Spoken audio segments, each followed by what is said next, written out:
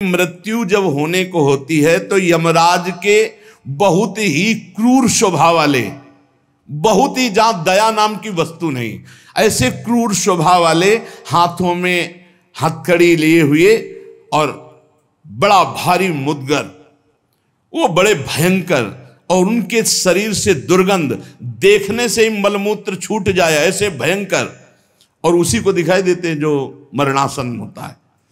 यमदूतों की दृष्टि पड़ते ही वो शरीराहंकारी जीव कांप पड़ता है।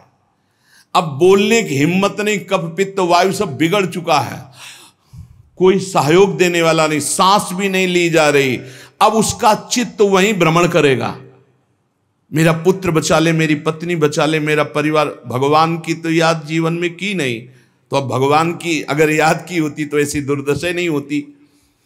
अब वो चीखने की कोशिश करता है पर आवाज नहीं निकलती, एक शब्द भी नहीं निकल, बार बार प्रयास करता है कोई मेरी रक्षा कर ले। इन भयावन दो यमदूत होते हैं, उसका मल निकल जाता है भयवश, मूत्र छूट जाता है, मुख सूख जाता है, आंखें पलटने लगती हैं, सांस ऊपर को उठने लगती है, देखने की शक्ति नष्ट हो गई, भारी वेदना तड़पता हुआ वो शरीर को छोड़ता है। अब जैसे जैसे बोले कि शरीर तो यहीं छूट जाता है, दंड किसको मिलता है? तो आप स्वप्न में जब पीटे जाते हैं तो आपको पीटने का दुख होता है कि नहीं होता है? पीटने का दुख होता है, जगने के बाद पता चलता है वो झूठा होता है। शरीर तो स्थूल आपका सैया में सोया होता है, जब चाकू मारी जाती है ना तो वैसे अनुभव होता है, वैसे अनुभव होता है। तो ये जब स्वाप्निक शरीर में अनुभव हो गया, वो तो यम यातना देह पर्सनल, जैसे जेल की वर्दी मिलती है ऐसे एक शरीर मिलता है उस जीवात्मा को। मन बुद्धि चित्त अहंकार 5 ज्ञान इंद्रियां 5 कर्म इंद्रियों सहित उस शरीर में पैक कर दिया गया, उसका नाम यातना देह है। अब उसको शरीर से ले जाते हैं यातना देह से, स्थूल देह तो यहीं छूट गया, सूक्ष्म शरीर कारण शरीर पैक कर दिया गया यातना देह में। जैसे स्थूल शरीर में, स्थूल शरीर छूट रहा, यातना देह मिली, वो सूक्ष्म होता है। अब ये माता पिता का गर्भजनित देह नहीं है, ये दंड विधान वाला है, ये कर्म जनित होता है, इसे यातना देह कहते हैं। यमराज के दूत फांसी लगाते हैं गले में, जैसे कुत्ते के नहीं डाली जाती ऐसे, और पीछे से मुदगरों की मार और घसीटते हुए ले जाते हैं। पीछे से ऐसी मार कि वो चीखता है, चिल्लाता है, पूरा अनुभव जैसे स्थूल शरीर में, ठीक वैसे ही उसमें मरना नहीं होता, बस एक खास बात होती है, क्योंकि स्थूल शरीर में मरना होता है, सूक्ष्म शरीर कारण शरीर जो यातना देह में, उसमें मरना नहीं होता। बहुत लोग कहते हैं शरीर तो यहां छूट गया, फिर नर्क स्वर्ग किसको मिलता है? अरे शरीर एक कोट की तरह उतार दिया गया, तू तो उसी में पैक है, अभी भूल मत कर।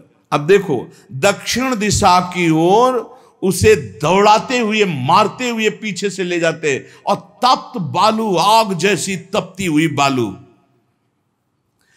जैसे यहां कुश होते हैं ऐसे लोहे के कांटे होते हैं, उस पे चलना, कांटे फैले हुए हैं, कहीं लोहे की बड़ी बड़ी कीलें गड़ी हुई हैं, कहीं लोहे की कंकरीली ऐसी भूमि, लोहे के ऐसे सैकड़ों कांटे जैसी गुखरू जैसी ऐसी डाल दी गई हैं लोहे की, और अत्यंत कठोर, जब उसमें पैर रखते हैं भारी कष्ट, पीछे से मार, वहां दया नहीं है।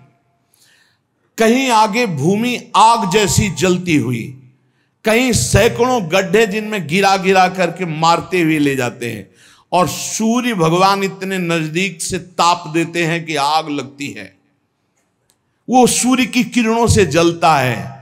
ऐसे यमराज के उस मार्ग में घसीटते हुए यमराज के दूत ले जाते हैं, यमपथ, और बीच बीच में दूत उनको कठोर ताड़ना देते हैं, रोक रोक के, मरना है नहीं।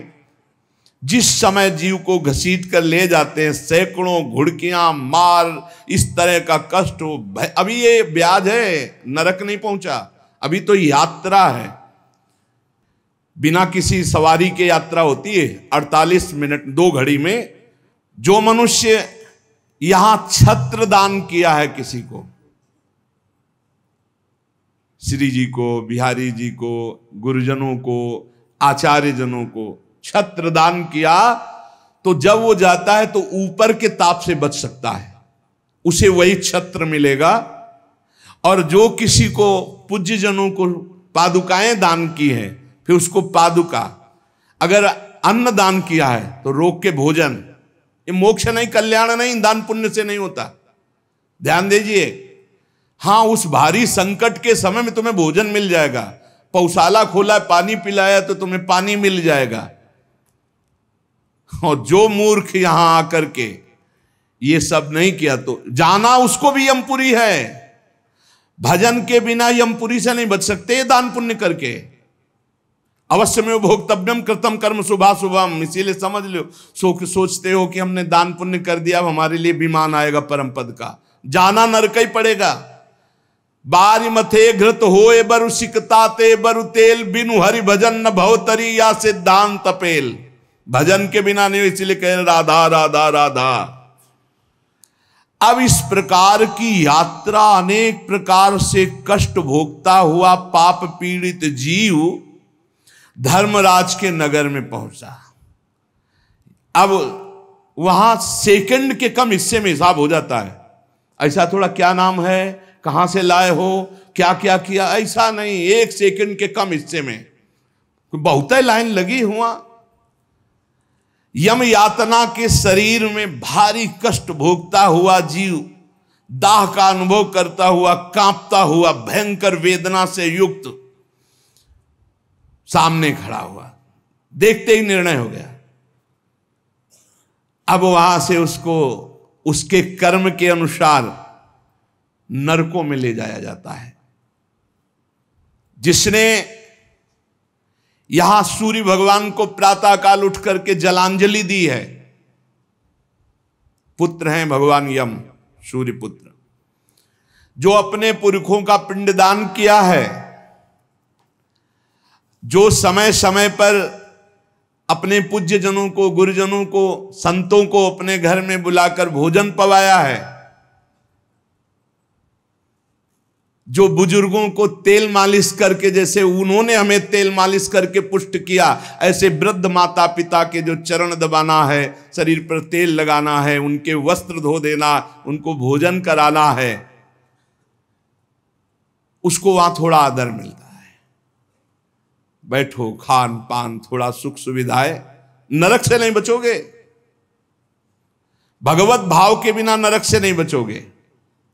जो जो उसने सेवाएं की हैं, वो सेवाएं, आए हो नरक के मार्ग में तो थोड़ा तेल मालिश हो जाएगा, खवा पिया दे जाओगे, थोड़ा शीतल जल पीने को मिल गया, खान पान की विश्राम की व्यवस्था थोड़ी समय के लिए।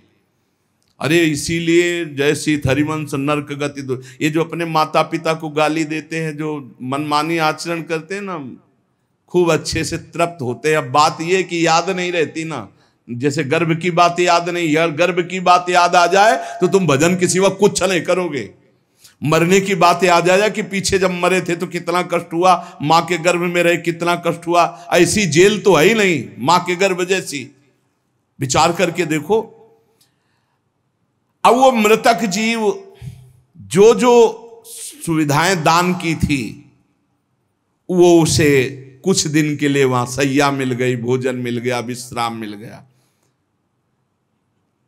कुछ दिन के लिए भाई, बहुत होश में, दान पुण्य के भरोसे मत रहना।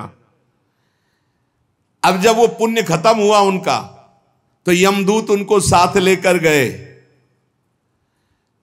12 दिन तक उसको पुण्यों के भोग का अवसर मिलता, तभी तक 13वीं तक कहते हैं जीव को नरक की गति नहीं दी जाती। 12 दिन तक उसको होगा कोई विश्रामालय, उसमें रखा जाता है। 12 दिन तक जो पुण्य सुकृत हुए उनको भोग लो, अभी आराम कर लो, नरक आए हो। अब नरक में प्रवेश होगा 13 के बाद, तभी कहा जाता है जल्दी जल्दी 12-13 दिन खूब पुण्य कर ले, उसको दान करो आत्मा को, तो उसकी उन्नति हो जाएगी। कोई ये झूठी बातें नहीं है। और राधा नाम बोल दिया एक बार तो इसके बराबर कौन सा पुण्य होगा। यमराज के खाते में पुण्य वाला है ही नहीं ऐसा जितना राधा। अरे जाना ही नहीं पड़ेगा भैया, राधा नाम जिसकी जिह्वा से निकाल, अनुल्लिख्यानंतानपि तदपराधान मधुपति। इसीलिए तो गरज कर कहते हैं, अब जिनको नरक भोगना है वो नहीं सुनेंगे भगवान नाम महिमा, भगवान नाम जप नहीं करेंगे। 12 दिन के बाद 12 दिन तक वो अपने घर के वालों के दिए हुए पुण्य आदि जो उसको भोगता है। फिर जब पिंडदान हो जाता है 13वीं, तब तत्र यद बांधवस्तोयम प्रयच्छन्ति तिलैः सह यच्च पिंडम प्रयच्छन्ति नियमानस्तदनुते तैलाभ्यांगो बांधवानां मंग संवाहनम च यत् तेन चाप्याप्यते जंतुर यच्चास्नन्ति सुबांधवाः। जब शरीर छूटता है उस समय से बहुत होश में रहो, सब कुछ मिलेगा उसको। जीवात्मा जो छाती के पास बैठ के ले नाक बहा रहे हैं, आंस बहा रहे हैं, यही पीने को मिलेगा उसको। बहुत होश में राधा राधा, कम जिंदगी में वो नहीं जपा तो तुम तो कीर्तन कर ले, वो मिलेगा फल उसको। 12-13 दिन का ऐसा हिसाब रखा जाता है कि बांधोजन परिवार के लेकिन भजन नहीं करेंगे, रोना धोना। मृत्यु से 12 दिन बीतने के पश्चात यमपुरी को खींच कर ले जाया जाता है उस जीव को। अरे यमपुरी भैया हुआ जैसे जेल पहुंचे, कोई थप्पड़ लग रहा है, कोई डंडा लग, वो देखे कि प्राण छूट जाते कि हमारे ये दुर्दशा। मरना नहीं खास बात है, यमराज की यमपुरी को देखते ही प्राण सूख गए। कोई काटा जा रहा है, कोई कोल्हू में पेरा जा रहा है, कोई पकौड़े की तरह तला जा रहा है, हाहाकार मचा। मरना किसी को है नहीं। मृत्यु काल ये सब वहां नजर आ रहे हैं। मूर्तिमान मृत्यु, मूर्तिमान काल जो यमपुरी में दंड हो रहा है। काजल की राशि के समान, जैसे काजल के पहाड़ ऐसे यमदूत हैं कि ऐसे पचका दे तो भैया, ऐसे नींबू जैसे नहीं निचोड़ा जाता, ऐसे निचोड़ दिए, फिर छोड़ दिए, फिर वो जी गया, फिर निचोड़ दिए। अब बोले 10,000 वर्ष तक यही करना है उसको, अब 10,000 वर्ष तक वो ऐसे करता रहे। क्या दुर्दशा। तभी हरिवंश महाप्रभु कहते हैं, रस सिद्धांत का वर्णन जब करते हैं तो कहते हैं, जैसी हरिवंश नरक गति दुर्भरी, बहुत कठिन है नरक की गति। तभी कहते हैं नरक जाओगे होश में रहो, तो मतलब सबसे बड़ा दंड नरक का। लोग कहते हैं कि कहां नरक स्वर्ग है, किसने देखा है, तुम देख लोगे। ऐसे आचरण रख रहे हो जो संतों की अवहेलना कर रहे हो, शास्त्र की अवहेलना करे, भगवान को अवहेलना कर रहे हो, अपने आप देख लोगे पर बताने नहीं आओगे। बस खास बात ये है। और भौहें कैसी, टेढ़ी भौहें, काजल के समान काले, और विकराल मुख, लंबी दाढ़ें, कुरूप, आवाज भीषण भयंकर, और रोम ऐसे जैसे बंबूल के कांटे कि अगर ऐसे कर दे तो पूरा शरीर छेद जाए, ऐसे दूत। विशाल भुजाएं, पुष्ट भुजाएं, और सब यम दंड यम पास लिए हुए, बड़े भयंकर। दुर्गंध आती शरीर से, जीव देख के घबराता है, उनके हाथों में फंसा हुआ। अब जो यहां पराये पुरुष से रति करती है, अपने पति को धोखा देकर, जो अपनी पत्नी को धोखा देकर दूसरी पराई स्त्री से, पतिवंचक पर पति रति करई, रौरव नरक कल्प सत्परई। ऐसे ही पुरुष को, ऐसे स्त्री को। रौरव का बड़ा भयानक स्वरूप है। रौरव नरक की लंबाई चौड़ाई 2000 योजन है। 1 योजन 4 कोश और 1 कोश 3 किलोमीटर, 2000 योजन कितना हुआ, 4 दूनी 8, 8000 कोश, 2000 का 4 तो 8000 हुआ, और 8 त्रिक 24,000 किलोमीटर का है, 24,000 किलोमीटर का। और गड्ढा रूप है जिसकी बहुत गहराई है। यह नरक बड़ा दुखदाई है। इसमें अंगार रास बिछी हुई है, आगों की अंगार रास, दहकते हुए अंगार, बहुत ही। अब जो स्त्रियां पराये पुरुष से, तो वैसे ही सैया अंगार की और तपता हुआ आग का पुरुष। अब भैया वहां जो पुरुष पराई स्त्री से ये लिव इन रिलेशन, ये गर्लफ्रेंड, तुम्हारा इंतजार हो रहा है रौ रौ में, नंबर लिख गया है। तस्मात् शास्त्रम प्रमाणन्ते, पशुवत आचरण नहीं। इसीलिए भारत भूमि में जन्म होना शास्त्रों में महानता का वर्णन किया गया, क्योंकि धर्म का पूर्ण यहां पालन करने वाले जन होते हैं, जो नहीं करते उनके लिए व्यवस्था है। अब उसके भीतर यमराज के दूत उस पापी जीवात्मा को, अब वहां स्त्री पुरुष तो है नहीं, वो तो शरीर पहले ही छूट गया, अब यातना देह, वो जेल की वर्दी, यातना देह नरक की वर्दी, धधकती आग में वो जल रहा है, चीख रहा है, पग पग पर भून भून कर गिर रहा है, न मूर्छा न मरण, रात दिन चीखता रहता है, जलता रहता है। दौड़ना है 28,000 किलोमीटर, बस उसी में दौड़, आनंद लीजिए। कितने दिन? बोले सहस्त्रों वर्ष, 1-2 वर्ष नहीं, सहस्त्रों वर्ष। ऐसे पापियों की शुद्धि नरक में की जाती है। फिर जब वहां से निकलते हैं तो कीड़े मकोड़े, पतंगे, हिंसक जीव, मच्छर, वृक्ष, ऐसी योनियों को प्राप्त होते हैं पापी जीव। या मनुष्य योनि में आए, पाप बहुत नष्ट हो गए वहां, तो यहां कुबड़ा, नाटा, बड़े घृणित शरीर वाले, जो अवशिष्ट पाप बचते हैं थोड़े।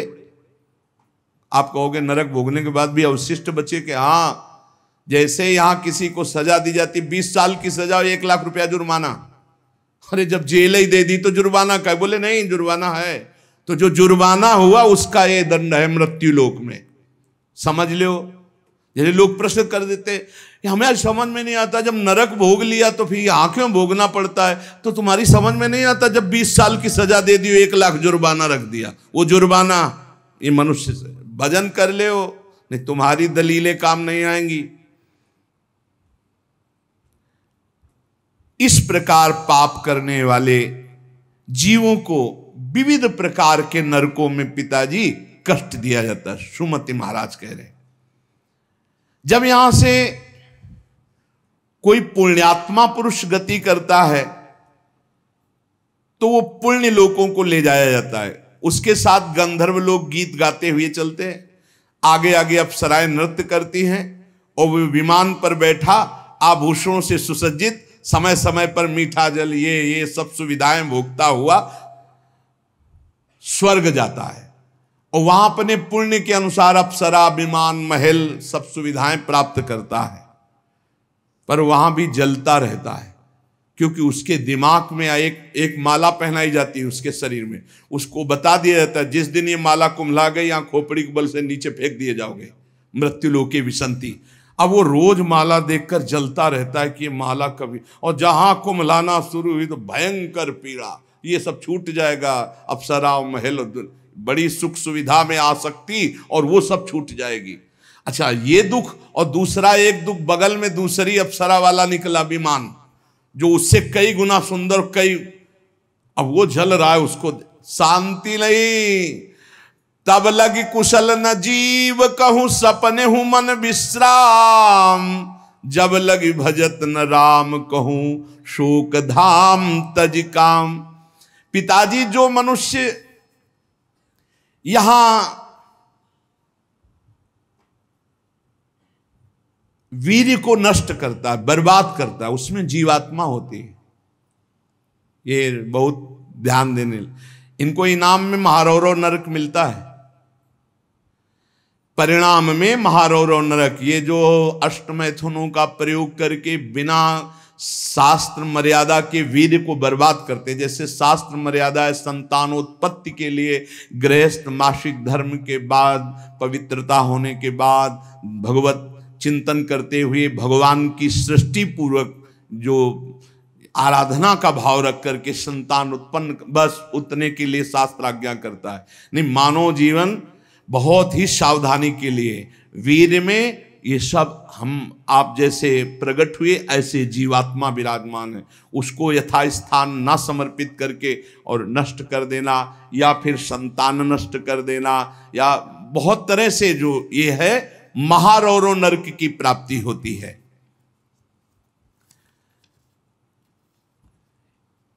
नारकी घोर दुखदाई नरकों में ये जब जीव गिराए जाते हैं तो इनको पहले पता होता कि मेरे इस पाप का दंड मिल रहा है, मैंने जो पाप किया है। बहुत ध्यान देने की बात है, अभी तक जो चर्चा हुई उसमें खास बात यह है, आचरण पवित्र ना होने से नरकों की प्राप्ति समझ लो।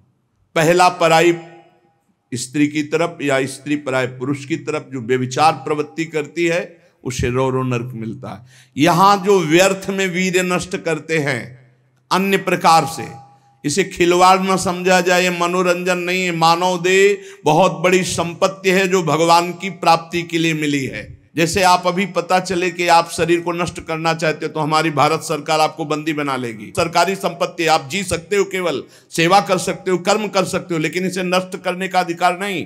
तो भागवतिक भी दंड है इसमें। तो आपको जो संपत्ति मिली हुई है, आंख, नेत्र, कान, सब इंद्रियां, इनका सही मार्ग में प्रयोग करो। गलत प्रयोग करोगे तो दंड मिलेगा। तुम इसके स्वामी नहीं हो, तुम सेवक हो। ये भगवान की दी हुई वस्तु है, उसे दुखदाई नरकों में गिराया जाता है। दिमाग में बैठा लो ये बात।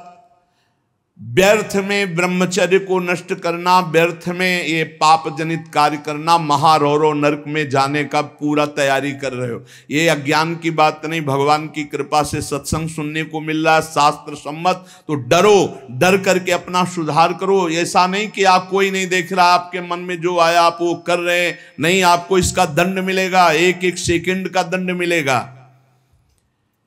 यमदूतों द्वारा घसीट घसीट कर ले जाए गए उस महान रौरो नरक में एक घंटी यंत्र की तरह उसमें बड़े बड़े कांटे ऐसे हैं जैसे खजूर के, वो घूमता हुआ है। इसका विस्तार 12,000 योजन है। बरचौक 48,000 कोष, 12,000 योजन। तांबे की सी तपती हुई, धधकती हुई भूमि, और उसमें बिजली जैसा यंत्र घूमने, और बड़े बड़े खजूर जैसे कांटे, और ऊपर से उसमें फेंक दिया, तड़पता है ऐसे, बस उसी में तड़पते घूमते रहो। अरे बड़ा कष्ट में, वहां मरना नहीं है, तो वहां पूरा खेल बहुत कष्ट का है। नीचे से धधकती आग, ऊपर से राउंड करने वाला बिजली का जैसे झूला, और उसमें बड़े बड़े कांटे, अब फेंक दिया गया, और तड़प कर दूसरी तरफ गिरता है तो कांटे कांटे कांटे, नीचे गिरता है तो आग, फिर उठाकर उसके होश में मनमानी आचरण नहीं। यमदूत उसके हाथ पैर बांध देते हैं, फिर उसमें डालते हैं। इसी महारौरो नरक में एक स्थान, उसी 12,000 योजन वाले में, कौआ, बगुला, बिच्छू, मच्छर, गिद्ध, और इन सबकी चोंचे, पूंछ सब लोहे की जैसी, वज्र जैसी कठोर, उसे नोचवाया जाता है। किसको?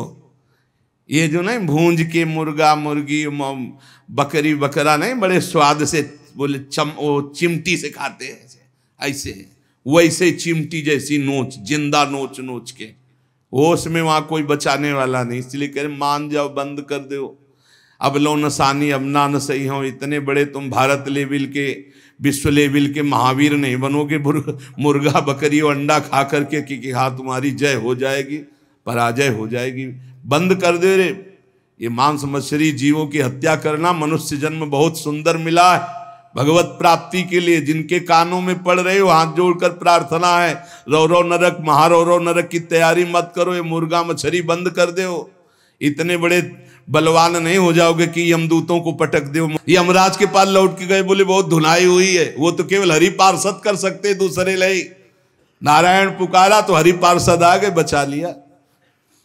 उसे समझो कौवे, बगुले, बिच्छू, मच्छर, गिद्ध, ऐसे मच्छर ऐसा जो पूरा ऐसे इंजेक्शन जैसे बड़े बड़े ऐसे वज्र के समान जिनकी चोंचें मार मार करके नोचते हैं। अब वो व्याकुल छटपटाता है, आप जब कर्म सुधारने थे तब तो मनमानी आचरण करते हो। ये बहुत संभल के, ये हम इसीलिए सुना रहे हैं कि जो नहीं समझ रहे कुछ नहीं, देख लेना भैया, देख लेना। बोले कि यहां कोई देखने को मिलता है? हाँ देखने को मिलता है। मर्सरीज गाड़ी में लग गई आग, वो अंदर है, जिंदा भून गए। ये क्या है तुम्हें समझ में नहीं आ रहा है? तुम जिंदा भून के खाते हो तो समय तुम्हें जिंदा भून देगा। तुम दूसरे को काट के खाते हो, एक्सीडेंट हुआ, यहां घुसा यहां घुसा, निकलने के चांस नहीं, तड़प कर मरो। कर्म को अवश्य में भोक्तव्यम कृतम कर्म शुभाशुभम। किस जन्म का कौन सा कर्म तुम्हें दंड दे दे, डरो।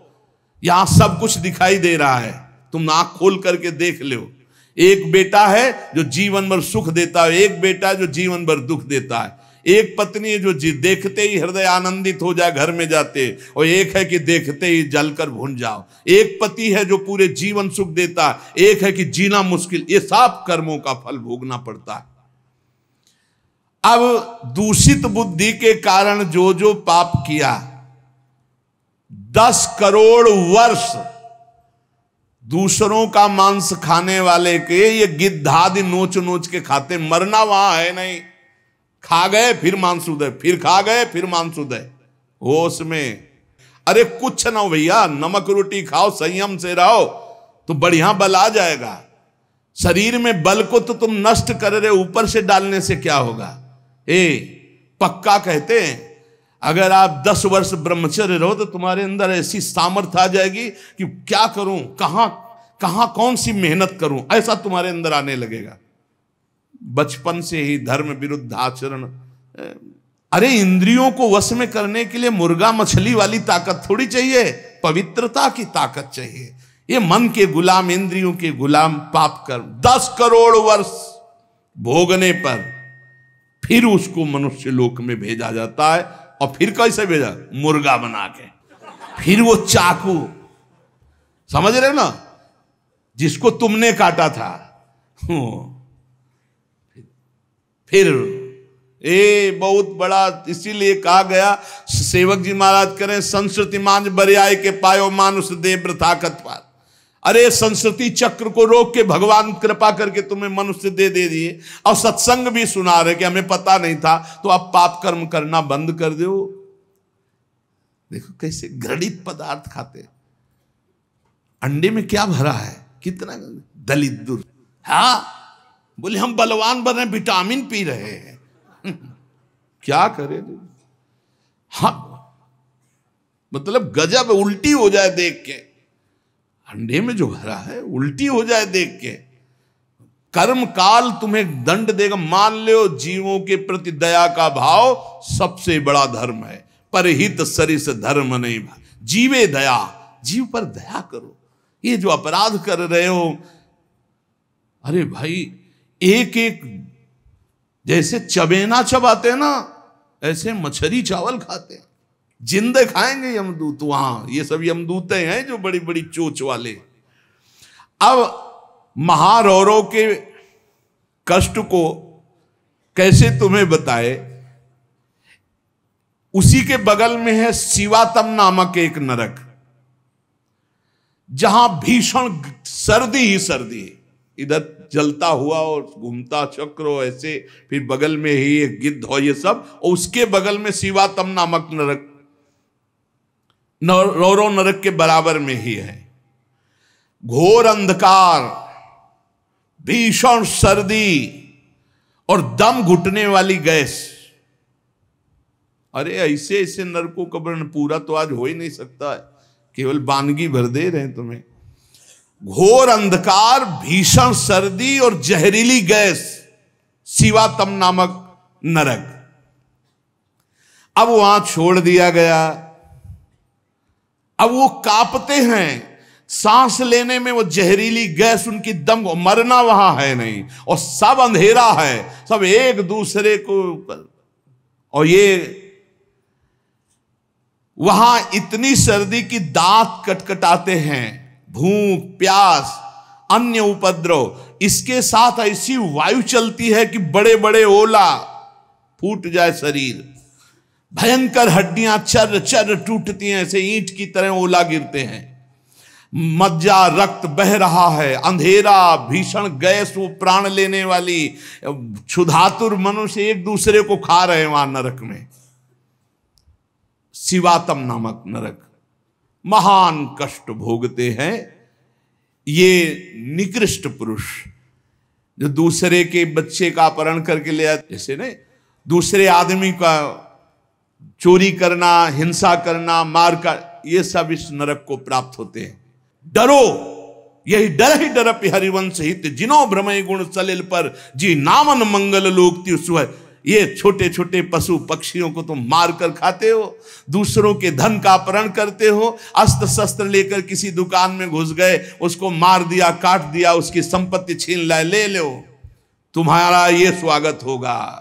शिवातम नामक नरक में डाले जाओगे, जहां केवल अंधकार, भीषण सर्दी, ओला की वर्षा और दम घुटने वाली गैस, हजारों हजारों वर्ष वहां तुम्हें भोगना होगा। इसी के बगल में है निकृंतन नामक नरक। इसमें कुम्हार की चाक की तरह पूरा नरक घूमता रहता बड़ी रफ्तार से। ये थोड़ी देर रफ्तार वाले में किसी यंत्र में बैठ के देखना, बहुत रफ्तार से जो घूम रहा हो, चक्र की भांति निरंतर घूमता रहता है।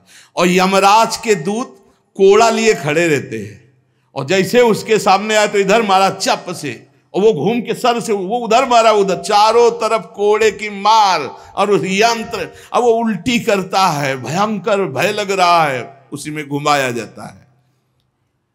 कुम्हार की चाक के समान चक्र की तरह निरंतर घूमता रहता है। यम दूत पापी के ऊपर कोड़ों की वार करते रहते हैं, शरीर पूरा मस्तक तक रक्तमय हो जाता है, कोड़ों की मार्ग से, रफ्तार से वो घूमता है, प्राण निकलना नहीं है, सब चिथड़ा उड़ जाता है कोड़ों, और सब मरना वहां है नहीं, बहुत कष्ट भोगना पड़ता है। यहां जो शराब पीते हैं, शराब पी करके अपने पूज्य जनों का अपमान करते हैं, नहीं, उनको पृथ्वी घूमती नजर आती है शराब पीने वाले, उसी में डाले जाओगे। नरक वैसे ही बना है तुम्हारे लिए व्यवस्था। जो बड़े पूज्य जनों का अपमान करते, गाली गलौज, मदिरा पीना महापाप है, ऐसा हमारा शास्त्र कहता है, मान लो। इसमें ये मत सोचो कि जीव की हत्या नहीं, लेकिन हमारा जो शास्त्र के तस्मात् शास्त्रम प्रमाणम ते कार्याकार्यो व्यवस्थितौ, ऐसा ना सोचो, बिल्कुल अक्षरशः सत्य है। आज विज्ञान भी जो कुछ लाभ ले रहा है हमारे शास्त्रों से ही ले रहा है। विज्ञान भी शास्त्र का अनुसरण ही करता है। एक बहुत बड़े वैज्ञानिक आए थे अपने भारत के, उन्होंने यही बताया कि जहां से मेरा विज्ञान समाप्त होता है वहां से आपका अध्यात्म प्रारंभ होता है, इसलिए मैं दर्शन करने आया हूं आपके। जब तक शरीर के पापों का नाश नहीं हो जाता, इस अप्रतिष्ठित नामक नरक में बड़ा असह्य दुख भोगना पड़ता है। ये शराब पीना, ये बुजुर्गों का अपमान करना, दूसरों की हिंसा करना, अत्याचार करना, ये बंद कर दो। ये तुम्हें तमोगुणी राक्षसी बुद्धि प्रदान करती, इसलिए निषेध किया गया है। मनुष्य हजारों वर्षों तक इन यंत्रों को भोग करके जब पवित्र होता है, तब फिर उसको फिर यहां मृत्यु लोक में जन्म दिया जाता है। एक अस्पत्रवन नामक नरक है। ये 1000 योजन तक की लंबी भूमि का है। बड़े बड़े तलवार जैसे इसमें है, पत्ते हैं तलवार जैसे मजबूत। 1000 योजन में, ऐसे समझो एक वृक्ष है 1000 योजन, और ऊपर से फेंके जाते हैं पापी, कई टुकड़े होकर नीचे गिरे, फिर उठा के फिर फेंके, यही क्रिया चलती रहती है।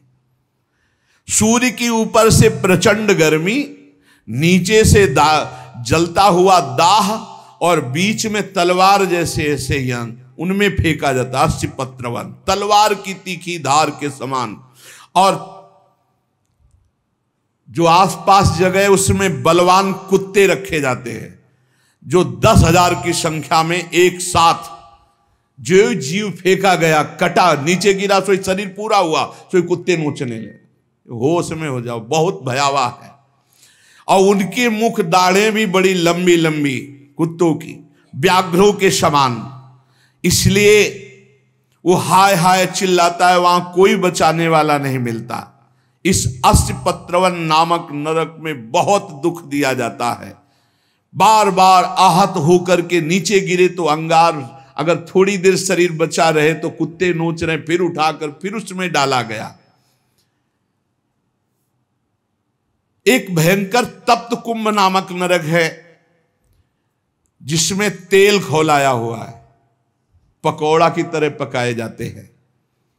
पुत्र सुमति ने कहा, पिताजी मैंने इन सब नरकों को भोगा है और मुझे 10,000 जन्म की स्मृति प्राप्त है, इसलिए मैं यथावत देख के कह रहा हूं। आज के 7वें जन्म पहले मैं एक वैश्य कुल में उत्पन्न हुआ था और मुझे अपने कुल की सेवा मिली हुई थी। जो तो एक दिन मैं व्यापार से जा रहा था तो कुछ गौएं पानी पीने जा रही थी। मैंने उन गौओं का विरोध कर दिया और गौओं को पानी पीने नहीं दिया। उसके अपराध से मुझे अत्यंत भयंकर नरक में डाला गया था, जहां आग की लपटे जैसी गर्मी थी और बूंद पानी नहीं। कई हजार वर्ष वो नरक भोगना पड़ा था एक अपराध का। जो पापी यहां इस पशुओं को काट करके उनका खून पीते हैं, उन पापियों को कोल्हू में पेरा जाता। मैंने वहां देखा, कोल्हू में जैसे गन्ना पेरा जाता है, नीचे खून की कीचड़ जमी होती, दुष्कर्मियां चिल्ला रहे, उनको कोल्हू में पेरा गया। धीरे धीरे आराम से पेरा जा रहा, बाहर निकले फिर पूरा जीवित, फिर पेरा जा रहा है। हाहाकार ही हाहाकार वहां सुनाई देता है। मुझे तो सिर्फ दिखाया गया था, इस अपराध के कारण मैंने नरक देखा। बड़ी पीड़ा, बड़ा संतप्त, बड़ी जलन।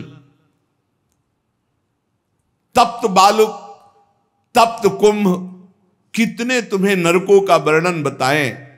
पिताजी, जीवों को यदि आनंद लेना है तो यहां भगवान का भजन कर लो, धर्म से चल ले। ये मत समझो कि यहां तुम आयो स्वतंत्र हो, जो चाहो कर लो। नहीं नहीं, बंधन है बंधन।